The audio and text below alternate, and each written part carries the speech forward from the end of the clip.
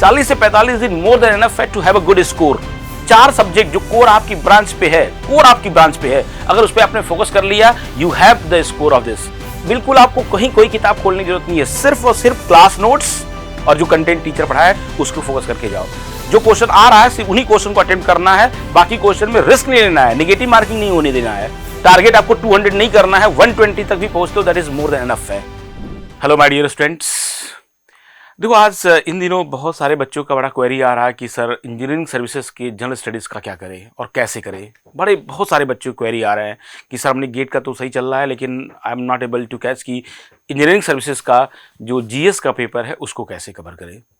तो देखो no doubt कि अब थोड़ा टाइम कम है, but still we are having 40+ days। Approximately we are having the exam on 8th of February। So लगभग हमारे पास 40 से 45 दिन के आसपास का हमारे पास टाइम है। तो मैं सजेस्ट करता हूं कि 40 से 45 दिन कम नहीं है, it is more than enough to have a good score in general studies paper. अब हम आपको थोड़ी सी आइडिया देते हैं यार कि आपको कैसे करना है और क्या करना चाहिए उसके लिए। दो अगर हम जनरल स्टडीज की पेपर की बात करें, सब्जेक्ट की बात करते हैं, तो उस सब्जेक्ट में देखो क्या है कि टोटल 10 सब्जेक्ट है।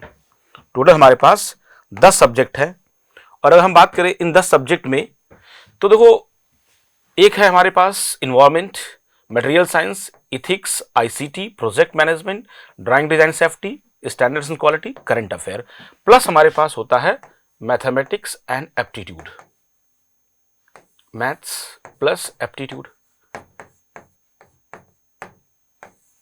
दो नो डाउट आपके लिए इस जनरल स्टडीज पेपर में पहला टारगेट ये 2 सब्जेक्ट होना चाहिए, मैथ्स और एप्टीट्यूड। रीजन बहुत क्लियर है कि सब लोग पढ़े होंगे क्योंकि गेट का तैयारी आपने किया होगा, तो गेट एग्जाम के थ्रू आपका मैथ्स और एप्टीट्यूड लगभग क्या होता है, इक्वल सिलेबस है गेट और ईएस का। देखो आपको पता हो कि यूपीएससी ने एग्जैक्ट सिलेबस तो नहीं बताया है किसी भी टॉपिक का, but almost similar kind of syllabus है गेट और ईएस का।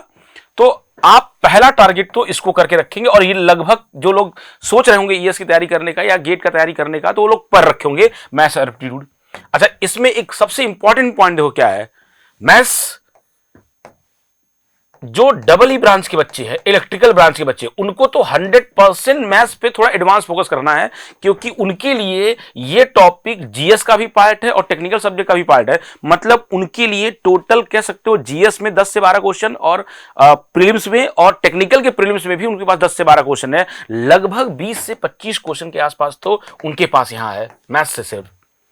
दो इलेक्ट्रिकल ब्रांच की अगर मैं बात करूं, थोड़ी सी ब्रांच वाइज भी बात कर लेते हैं। देखो अगर हम बात करते हैं ब्रांच वाइज तो समझो, जैसे मान लो हम बात करते हैं इलेक्ट्रिकल ब्रांच का, चलो डबल ई ब्रांच की बात करते हैं। तो डबल ई ब्रांच को करना क्या चाहिए, सबसे पहला टारगेट आपके लिए होना चाहिए maths. First priority goes to maths. Second priority aptitude को मैं दूंगा। रीजन बहुत क्लियर है क्योंकि ये गेट का तैयारी आपने किया होगा तो ये ऑलरेडी तैयार है। नेक्स्ट अगर मैं बात करूं जो जनरल स्टडीज की 8 सब्जेक्ट है उसमें इनको सबसे ज्यादा प्रायोरिटी किसको देना चाहिए इलेक्ट्रिकल ब्रांच को, तो पहला प्रायोरिटी आपके लिए जाना चाहिए मटेरियल साइंस। रीजन फिर से बहुत क्लियर है, रीजन इसलिए क्लियर है मटेरियल साइंस का क्योंकि मटेरियल साइंस अगेन ये इनके जीएस का भी पार्ट है प्लस टेक्निकल का भी पार्ट है। अभी लास्ट ईयर, अभी इसी साल में टॉपर स्टॉक ले रहा था, एक बच्चे ने, इलेक्ट्रिकल बच्चा ने मुझसे बताया है कि सर टोटल मटेरियल साइंस से 24 क्वेश्चन आए हैं, उसमें से मैंने 21 क्वेश्चन नोट से है। Notes means the teacher for मेडिजी का जो नोट्स है उससे आया हुआ है। 21 क्वेश्चन कोई कम नहीं होता है, 21 question from the notes only and he attempt, he has scored full marks. तो 21 नंबर उसको बता रहे थे, मैंने 21 क्वेश्चन अटेम्प्ट किए हुए हैं। His rank is AIR 26 this year only. तो मटेरियल साइंस आपका जीएस का पार्ट है, एप्टीट्यूड का पार्ट है, मैथ्स भी जीएस का पार्ट है, एप्टीट्यूड का भी पार्ट है, तो और प्लस एप्टीट्यूड, ये 3 सब्जेक्ट आपको तो 100% करने। प्लस अब हम जीएस में कौन सा सब्जेक्ट करना चाहिए, अगर मैं बात करता हूं इलेक्ट्रिकल का, तो आप ऐड करो आईसीटी। आईसीटी इसलिए बोल रहा हूं कि ये आपके कोर टॉपिक का पार्ट है ना। थोड़ा सा टेक्निकल जो कह सकते हो कि इसका जो अप्रोच है वो थोड़ा सा इलेक्ट्रिकल और इसी बैकग्राउंड के अप्रोच की बराबर है, ठीक है। तो आपने जीएस में ऐड कर लिया एक मटेरियल साइंस, एक ऐड कर लिया आपने आईसीटी। और क्या ऐड करना चाहिए, देखो जो जीएस का सिलेबस है ना वो 2 पार्ट में, एक सब्जेक्ट है स्टैटिक और एक होता है डायनेमिक। थोड़े से स्टैटिक का मतलब है कि वो सिलेबस जिनका जो सिलेबस है हर साल लगभग वेरी नहीं करता है, थोड़ा सा स्टैटिक काइंड ऑफ सा है। और डायनेमिक का मतलब जिसका और छोर ही नहीं पता है, कभी इस साल कुछ पूछ रहा है अगले साल कुछ पूछ रहा है, वैसे होते हैं। तो देखो इसके साथ साथ मुझे जो दिख रहा है कि वो है इंजीनियरिंग ड्राइंग डिजाइन, है ना। इंजीनियरिंग जो ड्राइंग है ये लगभग स्टैटिक पार्ट है ना, इसमें कोई नया मॉडिफिकेशन नहीं है। इंजीनियरिंग ड्राइंग डिजाइन, और इनफैक्ट ये तो सारी ब्रांच को करना चाहिए। फिलहाल अभी इलेक्ट्रिकल की बात कर रहे हैं तो इनको ऐड करना है इंजीनियरिंग ड्राइंग। साथ में आप ऐड कर लो थोड़ा सा प्रोजेक्ट मैनेजमेंट, थोड़ी टेक्निकल टच देता है ना, प्रोजेक्ट मैनेजमेंट कर लो आप। तो अगर देख रहे हो material science, ICT, engineering drawing, project management, इस पे तो आप मेनली फोकस करके रखो। बाकी जो टॉपिक्स हैं, अब जैसे हमने बताया कि आप स्टैंडर्ड्स एंड क्वालिटी, थोड़ी सी टेक्निकल अप्रोच है और थोड़ा डायनेमिक भी है, थोड़ा स्टैटिक भी है, पर ये मैकेनिकल कोर ज्यादा है। इसके साथ साथ जो है ये करंट अफेयर है ना, और आपका जो इन्वायरमेंट है ये कर सकते हैं। दो करंट अफेयर बताते हैं कि इसको कैसे करना है। जैसे मैंने अभी, चलो थोड़ी ब्रांच वाइज ही बात कर लेते हैं। इलेक्ट्रिकल के लिए ये मैंने आपको 4 सजेस्ट किए हैं, material science, ICT, project management और इंजीनियरिंग ड्राइंग। अगर यही मैं बात करता हूं ईसी ब्रांच के लिए, यहीं पे बात कर लेते ईसी ब्रांच का। तो ईसी ब्रांच को फिर से वही, जो मैथ्स एप्टीट्यूड तो सब में रहना चाहिए, मैथ्स एप्टीट्यूड सब में है, मैथ्स प्लस एप्टीट्यूड। और इलेक्ट्रॉनिक्स एंड कम्युनिकेशन ब्रांच है, उसको भी मैं सजेस्ट करूंगा सेम सब्जेक्ट लेके चलो, material science, ICT, engineering drawing, project management. पहले ये तो 6 सब्जेक्ट आपने यहां पर कवर किया हुआ है, 4 ये सेम ब्रांच रखो। मतलब इलेक्ट्रिकल के लिए और इलेक्ट्रॉनिक्स एंड कम्युनिकेशन के लिए वी आर सजेस्टिंग कि सेम सब्जेक्ट आप पहले प्रायोरिटी पे रखो। चलो थोड़ी सी बात करते हैं मैकेनिकल के लिए। पहले मैकेनिकल के लिए बात करें तो मैकेनिकल का मैथ्स एप्टीट्यूड तो है ही, मैथ्स और एप्टीट्यूड आपका हो चुका है। उसके साथ साथ क्या चाहिए आपको, पहला सब्जेक्ट आपके लिए प्रोजेक्ट मैनेजमेंट और प्लस स्टैंडर्ड्स एंड क्वालिटी, ये 2 पहला प्रायोरिटी पे रखो आप। उसके बाद आता है इंजीनियरिंग ड्राइंग पे, इंजीनियरिंग ड्राइंग ले लो, तीसरा सब्जेक्ट।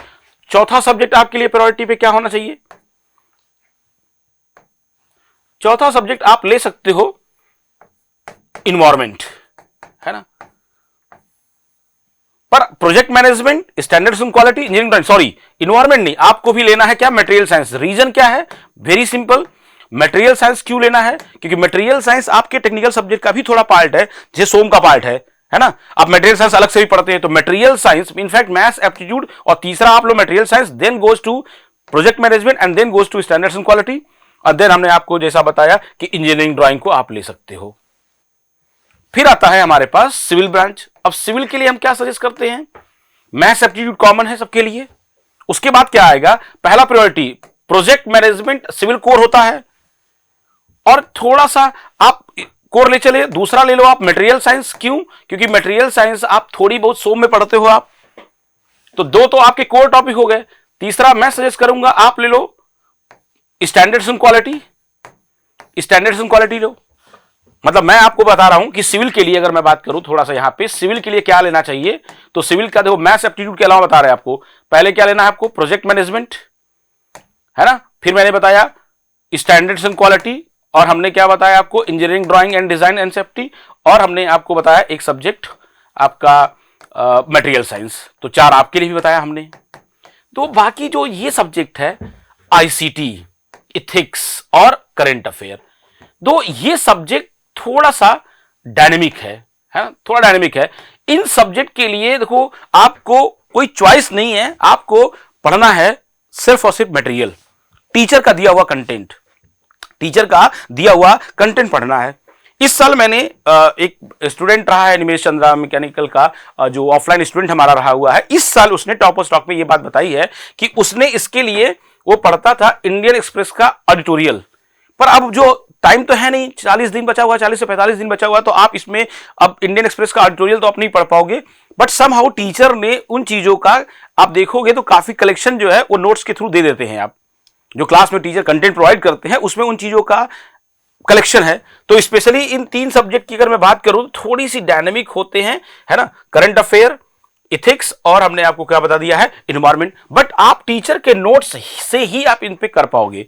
तो थोड़ा क्या है ना कि अलग अलग ब्रांच को अलग अलग टॉपिक का फ्लेवर है और उनको उसी हिसाब से चूज करना चाहिए, उनकी रिलेवेंट टॉपिक क्या है ना। जैसा कि मैंने बताया कि इलेक्ट्रिकल को क्या करना चाहिए, मैकेनिकल को क्या करना चाहिए, सिविल को क्या करना चाहिए और इलेक्ट्रॉनिक्स एंड कम्युनिकेशन को क्या करना चाहिए, उनके हिसाब से टॉपिक चूज कर लो।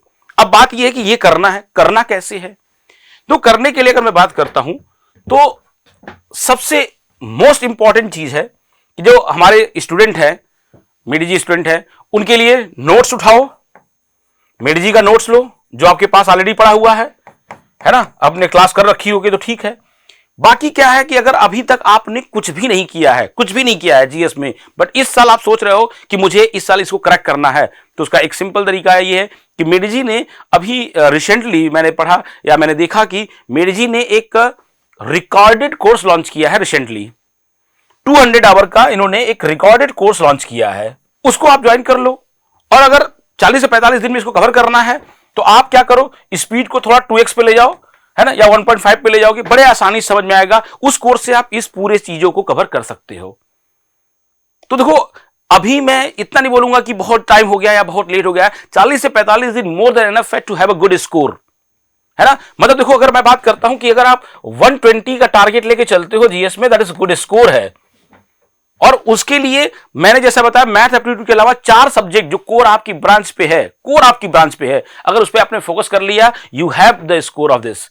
और दो इस सब्जेक्ट में क्या है, जैसे यूपीएससी ने सिलेबस नहीं बताते हैं, यूपीएससी ने जस्ट बताया कि ये टॉपिक है, तो इस पे आपको वर्कआउट करने के लिए कि कौन सा किताब से पढ़ ले, ये सब ऑप्शन नहीं है आपके पास है कोई स्टैंडर्ड बुक है इस सब्जेक्ट का जहां से पढ़ ले होगा। आपके पास एक ही ऑप्शन है, that you should believe on notes, you should believe on the faculty, concern faculty. तो जो वो बताते हैं सिर्फ उस पर आपको फोकस करके रखना है।